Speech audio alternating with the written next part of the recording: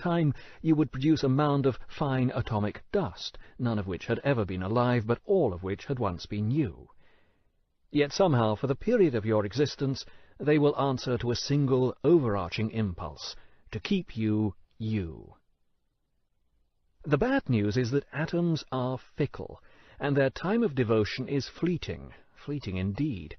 Even a long human life adds up to only about 650,000 hours, and when that modest milestone flashes past, or at some other point thereabouts, for reasons unknown, your atoms will shut you down, silently disassemble, and go off to be other things. And that's it for you. Still, you may rejoice that it happens at all. Generally speaking, in the universe it doesn't, so far as we can tell. This is decidedly odd, because the atoms that so liberally and congenially flock together to form living things on Earth are exactly the same atoms that decline to do it elsewhere. Whatever else it may be, at the level of chemistry, life is curiously mundane.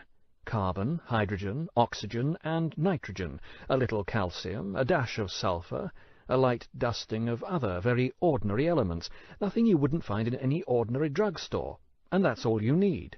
The only thing special about the atoms that make you is that they make you. That is, of course, the miracle of life.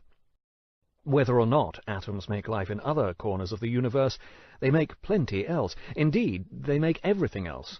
Without them there would be no water, or air, or rocks, no stars and planets, no distant gassy clouds or swirling nebulae, or any of the other things that make the universe so usefully material. Atoms are so numerous and necessary that we easily overlook that they needn't actually exist at all. There is no law that requires the universe to fill itself with small particles of matter, or to produce light and gravity and the other physical properties on which our existence hinges. There needn't actually be a universe at all. For the longest time, there wasn't. There were no atoms and no universe for them to float about in.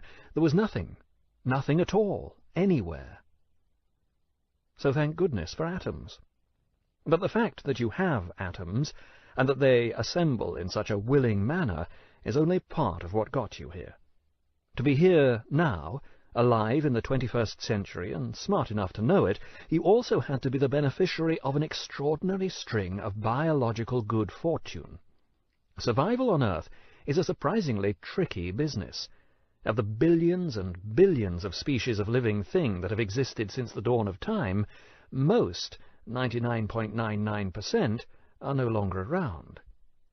Life on Earth, you see, is not only brief, but dismayingly tenuous. It is a curious feature of our existence that we come from a planet that is very good at promoting life, but even better at extinguishing it. The average species on Earth lasts for only about 4 million years, so if you wish to be around for billions of years, you must be as fickle as the atoms that made you. You must be prepared to change everything about yourself, shape, size, color, species affiliation, everything, and to do so repeatedly. That's much easier said than done, because the process of change is random. To get from protoplasmal primordial atomic globule, as the Gilbert and Sullivan song put it, to sentient, upright modern human, has required you to mutate new traits over and over in a precisely timely manner for an exceedingly long while. So at various periods over the last 3.8 billion years, you have abhorred oxygen and then doted on it, grown fins and limbs and jaunty sails, laid eggs, flicked the air with a forked tongue, been sleek, been furry, lived underground, lived in trees, been as big as a deer and as small as a mouse, and a million things more. The tiniest deviation from any of these evolutionary shifts, and you might now be licking algae from cave walls, or lolling walrus-like on some stony shore, or disgorging air through a blowhole in the top of your head before diving 60 feet for a mouthful of delicious sandworms. Not only have you been lucky enough to be attached since time immemorial to a favored evolutionary line, but you have also been extremely, make that miraculously fortunate in your personal ancestry.